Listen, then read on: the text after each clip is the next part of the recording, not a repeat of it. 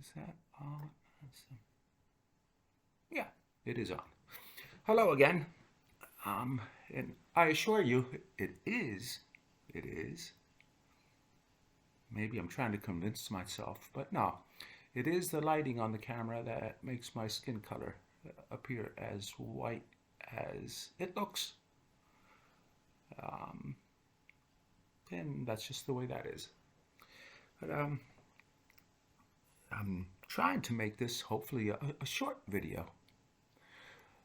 Um, Yesterday it was for me a terrific day. A voice message that I got from Bettina Drummond, somebody that I met when I was so many years ago as a boy through my father. Um, and then, of course, I've followed her.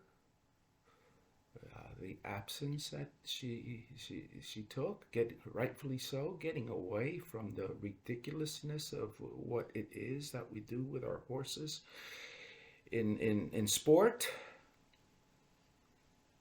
And it was just a fantastic voice message. Many people make fun of me because I tend to leave long voice messages. But I can tell you, she outdid me in the length of a message. But it's a terrific message. Things that she said, and appalled when asked to evaluate certain riders and so on. Just completely appalled by the misuse of the curb rein, as has been the case. And she said many wonderful things. And that was a real highlight for me, especially during these times. And she made some comments on the post that I made of the passing of poor Parsival. And a horse, a true warrior, as many horses have been true warriors in dealing with the abuse that they have endured in their career. Sick, is real sick. And so then Bettina had made some fantastic comments. And so naturally, as I always have done my entire life, somebody, anyone, could be anybody on any topic, they say, do, create something beautiful or gets the mind to think, or just fills your heart with the beauty. I've always been inclined to approach that person and talk. I easily gravitate to things like that. And so, reading her comments, then of course I was essentially compelled, is the best way to put it, to send her a message. And then she responded. And then, of course, I followed with in continuing our communication. And tonight she's doing a seminar, which I most definitely will be watching. And of course, yes, so Parsival passed, and it was nice to see the response, the post that I made and such, and which signals to me that there is um, a genuine interest. And I say this because, as many of you know, things that I have said, and I do say things publicly, and I do say what I say, and it does not matter who you may think you are, or and so I do say things openly. So I am considered, however people wish to consider me, but I have no regrets. No, no regrets. Even one thing that's been super nice recently. One person, a bit of a situation, and then recently just messaging almost every single day, just as if what took place. Oh, we both understand what did occur, but you move on from it. Many others are incapable of that, and why, that's up to them to determine. And that's just the way it is. But for me, then, with the way I'm looked upon, it was good and encouraging from the horse community to see the amount of reaction to the post that I made. And I thank you all. And I do believe over time, with the campaign, it will continue to grow. Once this infamous video of mine is finished, it's tomorrow evening, again back with a video producer. And when we spoke last, that was, today is Sunday, this was Friday? Yeah, Friday evening. When we spoke last, at the end, we were both figuring, it'll take probably 4 more phone conversations. And then this video, the first of many subsequent videos, this first video should be finished. And so I am very much so looking forward to having this first video done, because that video is going to get shot to different outlets, animal rights groups and a few others, and to start to get that part of the process rolling,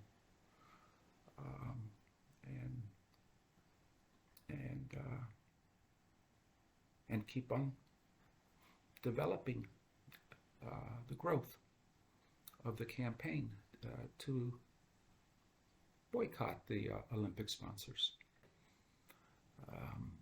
next year's Olympic Games. And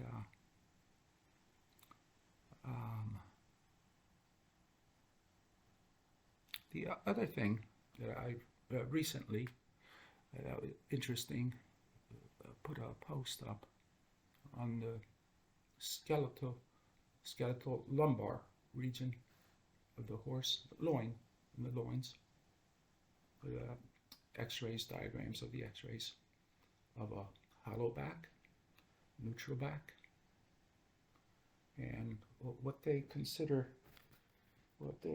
to be a elevated, is the term used, an elevated back. And a little while ago, somebody made a comment about the suspension, and that it's hardly not discussed how to develop it, and so on. And my reply there is, well, in part, is because we don't see it. We don't see it, you see. We do see this suspension within the sport, within the FEI, etc., but it's all based out of the horse's natural talent, of course, but it's all spastic, and it's all out of harmony within the horse. Everything is forced. Everything, just like Bettina's saying, is with a curb bit, and the horse just cranked in and then pushed, and the horse is in this tension, and you get the movement, spastic movement. And I can just picture in my mind these beautiful horses moving, if trained in a compassionate manner. How beautiful they would look. And so then we do have, on the other hand, with a majority of other riders that do not ride in that style, is that what in the old days we used to call the daisy cutters, flat earth movers, stiff, and they move like this. That's their movement, and you don't have this. And that's has nothing to do with breed. Of course, some breeds, those horses are bred for their specialties and such, and so some horses are more athletic than others. Just as with humans, some humans are more athletic than others.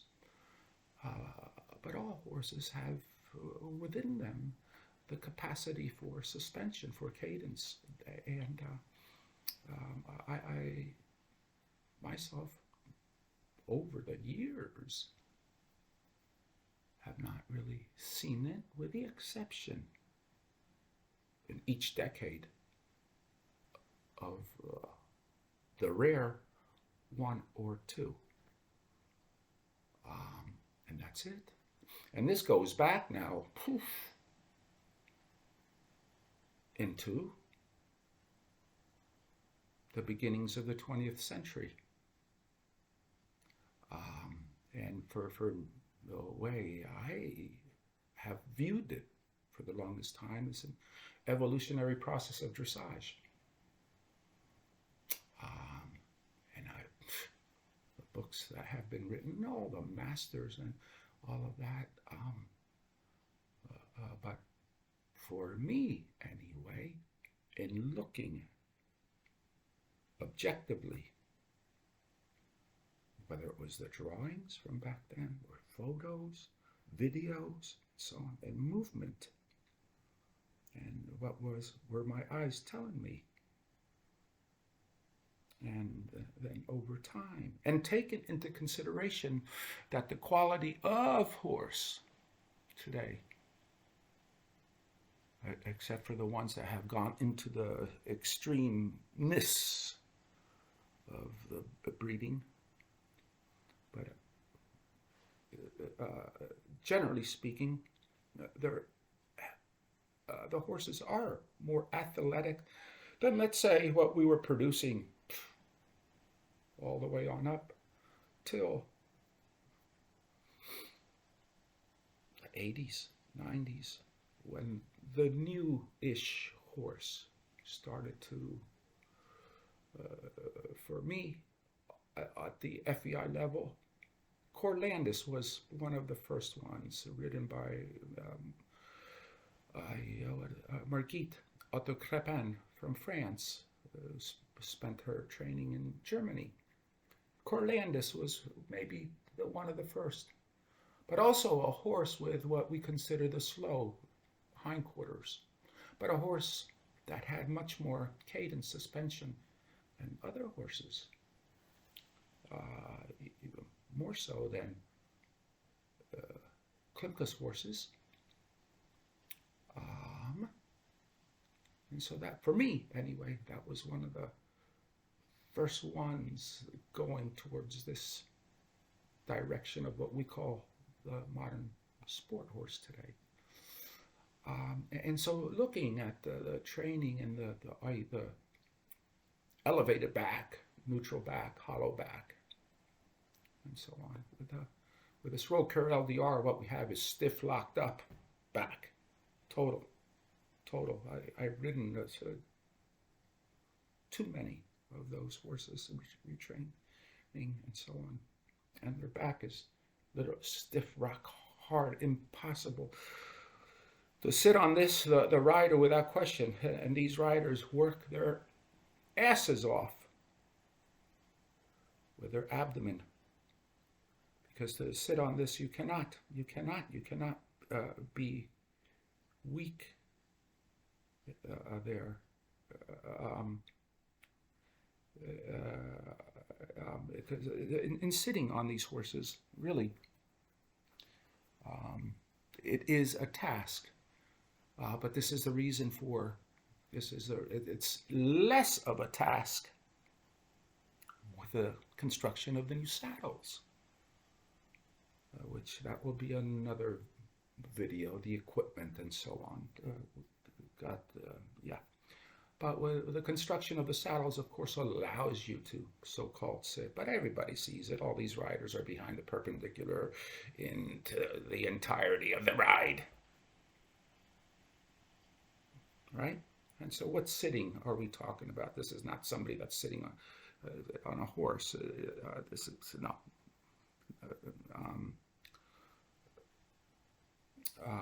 Yeah. And so then getting back to the loin region there on the horse, then with Rocure LDR, you have this completely rigid, totally rigid as hell back. Anybody knows if they've gotten on let's say on a youngster, first thing that happens when you sit on it, the back does that right away. So that's the hollow back, of course. And this is the importance of developing that area. And for me, anyway, over the centuries, it was, for me, about the 40s, 50s, 60s, into the 70s, we were gaining a much clearer understanding of that part of the horse when it came to riding. I mean, you could see it in the photos, in the videos.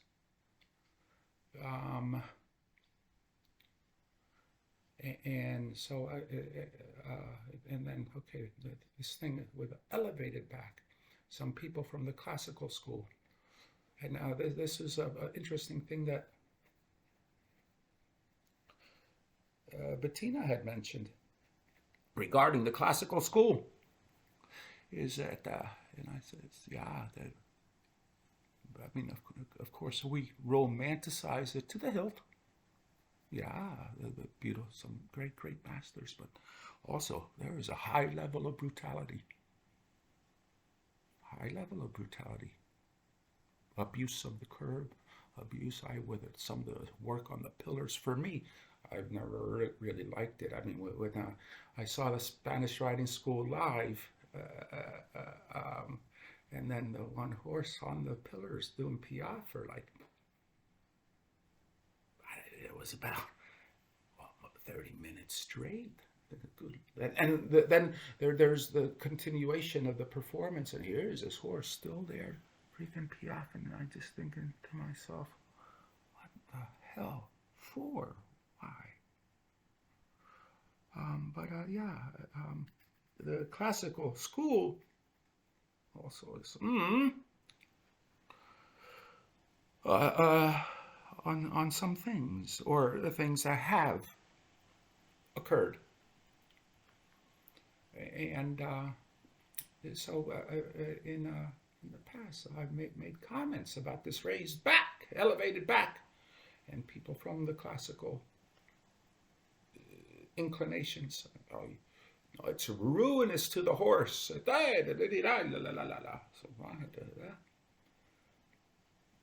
and to me, I don't think that they've ever sat on an elevated back, and so they don't know. And to me, um, when we're being taught, of course, so much depends on who's doing the teaching. And to me, there was a lack of understanding of that region in the horse for centuries. And so then the masters to their pupils and the teachings and the wonderful things being taught, to me, that area was amiss.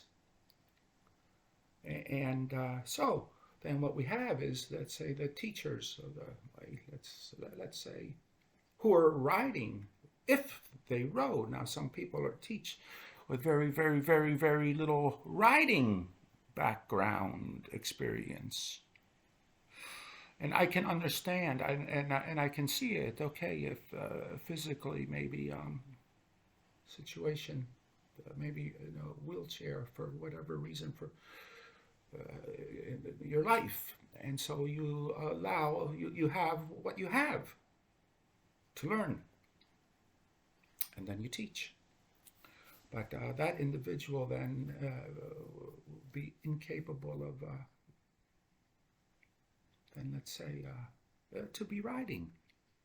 And then when you start to feel what is better, what is looser, better, what is now more suspension, and now the horse remains calm, and to be feeling, and you see the masters, they became masters from riding and feeling. And then things were passed on. And so what if, then, a hypothetical, to a point, is what if the individuals in 70s, 80s, 90s, and so on, never really experienced an elevated back? And so you don't know. Myself, in many ways, I was very involved in athletics, long distance runner, did a lot of stretching, yoga, etc. Got into a lot of holistic health, met a lot of people, athletes, different sports, and so on. I equate dressage the same way. The same. I look at it the same. Movement. And so this part here, whether human or horse, it's vital. Absolutely vital. And we need it strong, and we need it flexible as can be. Not to a point where it's hyper-stretched and then it's a mess. Then that's a completely different situation. But the flexibility is key. And I just do not see, my eyes are pretty wide open all the time. So I just do not see suspension or cadence with the compassionate riders. I have not seen it really for almost the entirety of my life, with the exception of a few here or there in each decade. And so I personally don't feel that this is something that not many really know about. And the way I learned it, after my father died, and then you take on different jobs and so on, and then these horses, literally trying to jump out of the indoor arena window, and here you're trying to stay alive, yeah. And so what I was finding is what was taking place in the stretching, and I'm not talking about compressed, nope. But I also am not talking strung out. I'm talking about being able to ride transitions, walk, trot, and canter, going up, coming back down, and the horse just flowing and beautiful. And then I was feeling, because I did not know about this. You see, I did not know about it. My father came from the German school. He came from the German school, the cavalry, manual. We're Chilean, I remain Chilean, but he was in the Chilean cavalry. And this is what was taught, all based off of the German book. Okay.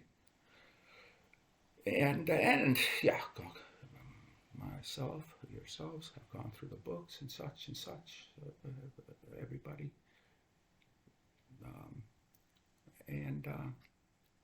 So for me, with these horses that had become suicidal, literally, and not just one, all of them, suicidal. When it came to riding, some issues, of course, on the ground, but so a couple of other just completely dead. One that I was riding in Finland, dead. The other one that was completely dead here, that I have some photos of, is a brown horse, a mare. She's dead. The other ones are just,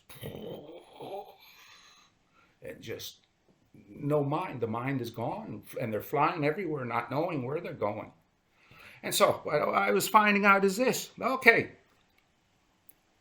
the composure in the mind,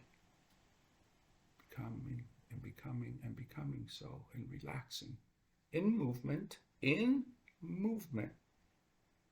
via the stretching, not in here, but there. The neck never shortened. I'm one of these dudes that rides where self-carriage means weight of the rein. That means the rein is like so. You still feel the energy from the hind quarter passing over the back into your hands, and you still feel it, and that energy passes into the horse's bit, and that rein is looped, but the energy passes in straight line into the horse's mouth.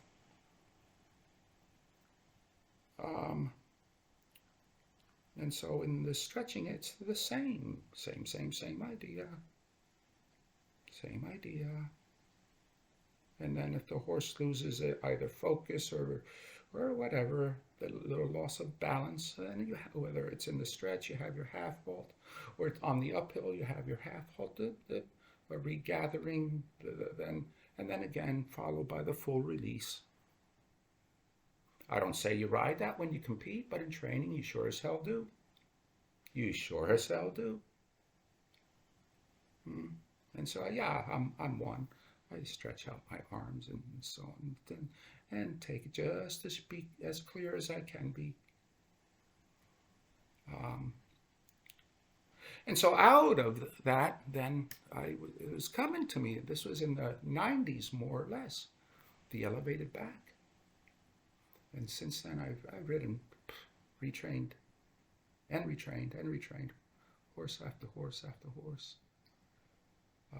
I wish that I had no money.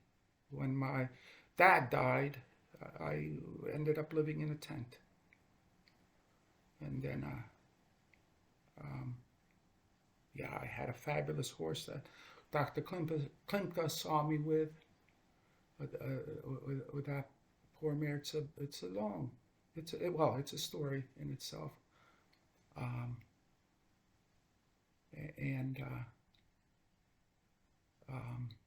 There were issues, and so we were unable to compete. She was solid up until about 4.5 years of age, and then she was becoming unglued, a mess mentally from the ground.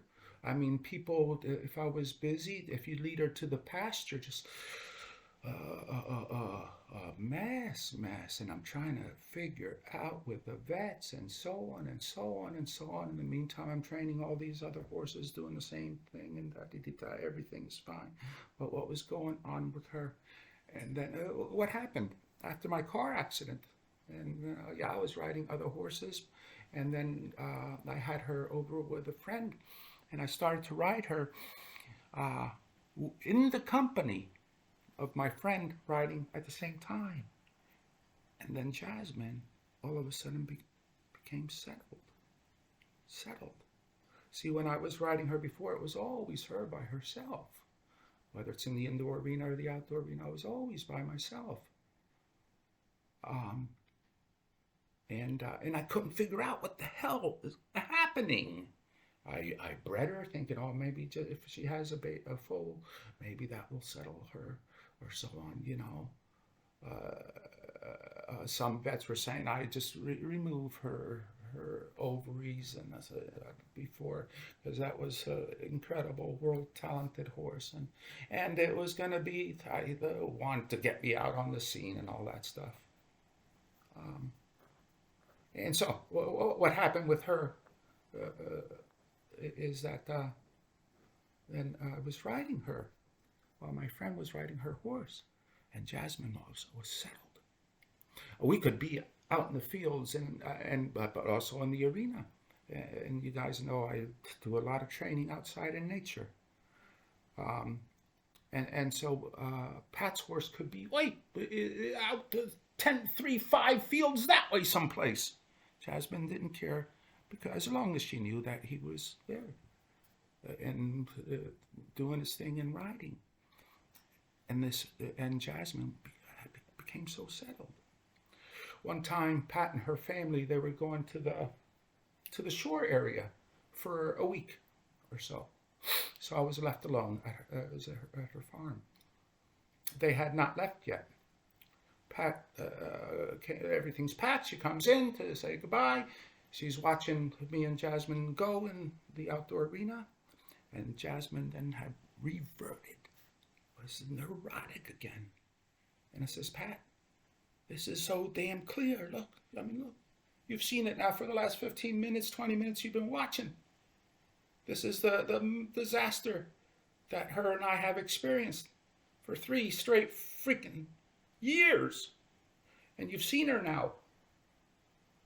As what it is. She needs to be in the company of another horse. And that's her herding instinct. For her, that was critical. So there came a time where winter was settling in. Pat's farm is up north there, northern Jersey by the New York State border. And so it was do I move her down where I was living with my sister? And then I said, no, I will not, because there will be times where we're going to be in the indoor arena alone. And I will not put this horse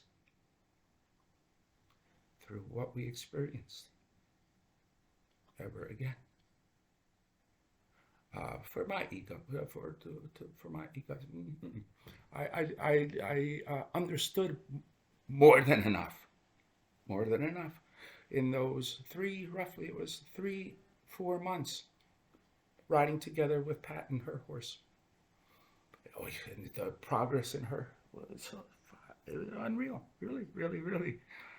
He's doing all of FEI, minus the tempi changes. We had him down. That was not Pat, not worthy of being shown, but sometimes everyone. Mistakes, but I don't like mistakes. I like mistakes. And the trot, beautiful, everything easy out in nature. I find areas, move, and you do a little here and but also it was in the arena as well. but I was not going to have this horse suffer by being by herself, even though the other horses could be in the stall, other ones in the pasture there. That did not matter. She needed another horse, either in the arena with her, or if we were in the fields there, in the nearby field. And then solid as you could imagine. And so that's what happened with Jasmine. But getting back to this thing with the elevated back. So with Jasmine, that was in the 90s, into the 90s, early 90s, something like that. And so all these other horses retraining, and here in Europe,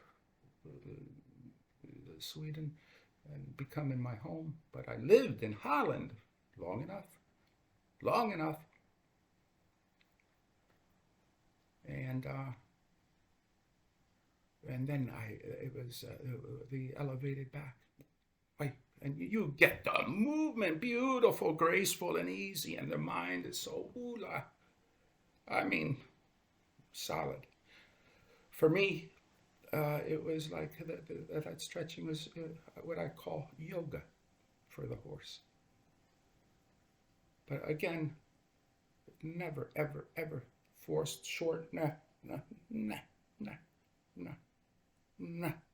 full, neck, down and down, back comes up.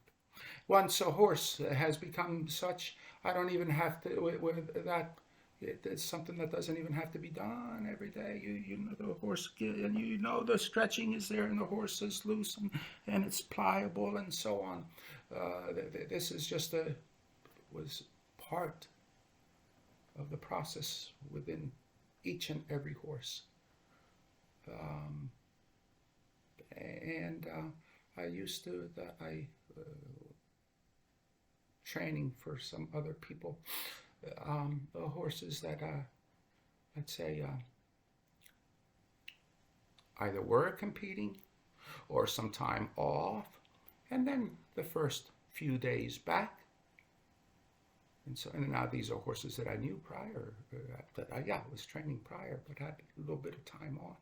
And so in coming back, and then this is all I do, is the stretching. This is all.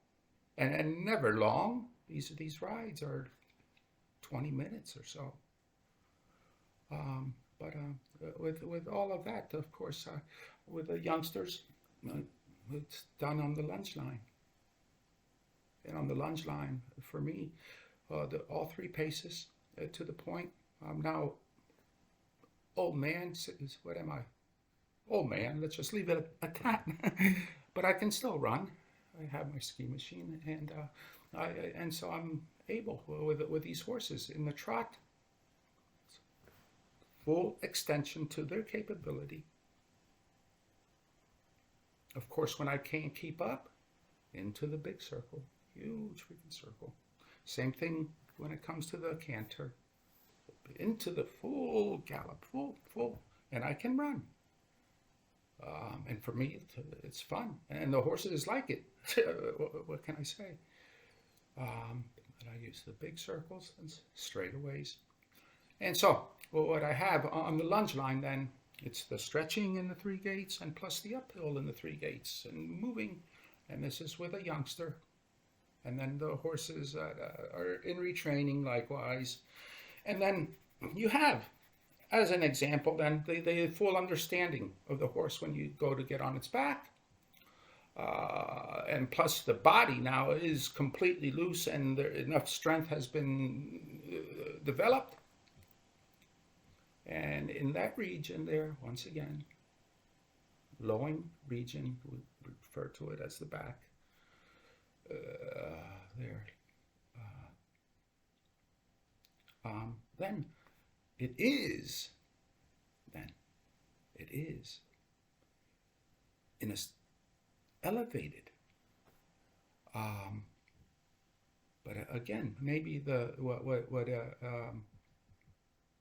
maybe I whenever I've asked, I've never really understood why nobody likes to talk. I don't get these things. Either you get ad hominem to death, called whatever, or there's no communication, just sort of stops. That's the way, but not just with horses, but looking at in the big world out there, topics, and it's either ad hominem attacks or Zippo discussion, and you get talked behind the back stuff. And I see this a lot with many other people I respect tremendously on the global issues. So anyway, I think that's enough for today. We talked about the video, a little bit about the curb, the misuse of the curb, which Bettina's so adamant about. She's being asked to evaluate this person or that person. She's like, cannot get beyond the center line. I would say this before I got sick with this COVID. People there, the Facebook stuff, say I can't be beyond 3 steps on the center line. What's the point in seeing more? It's all there. Anyway, yeah, I've said more than enough. Anyway, you all, I wish you all a good day. And I got the button here, and that's it.